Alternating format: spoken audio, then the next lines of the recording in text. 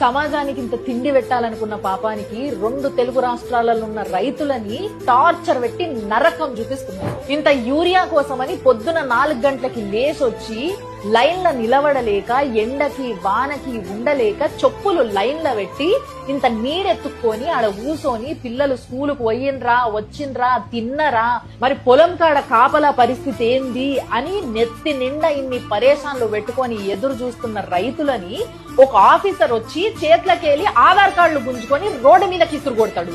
ఇంకో పోలీసోడు వచ్చి చెంప మీదకెళ్ళి కొడతాడు అన్నదాతని. పంట వండిద్దామని డిసైడ్ అయినాక రైతులకి ఒక్క యూరియా విషయంలోనే కాదు, నకిలీ విత్తనాలు, నకిలీ పురుగు మందులు, యూరియా టైంకి రాదు, నీళ్లకు కష్టం, కరెంటుకి కష్టం. సరే ఇవన్నిటినీ తట్టుకొని పొలం వేసుకున్నాక ప్రకృతి ఒకవేళ ఆశీర్వదిస్తే తప్పితే అది చేతికి రాదు. ఒక్కవేళ విజృంభించిందే అనుకో, అంతకన్నా దారుణం నష్టం ఇంకోటి ఉండదు.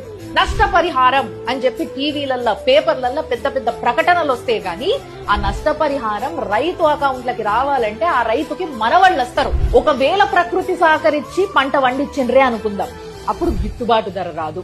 ప్రతిసారి వీళ్ళకి జరిగేది అన్యాయమే. కానీ ఒక్కసారి ఆలోచించండి, ఒక్క 3 నెలలు నేనింక పంట వండియదలుచుకోలేదు, నా వల్ల కాదు అని రైతు అనుకుంటే ఒక్కొక్కడికి ఎక్కడెక్కడ కాలాలో అక్కడక్కడ కాదు. కడుపుకి ఇంత తిండి పెడతా అనుకున్నందుకు ఇంత కష్టం చూడుంటారు మన దగ్గర.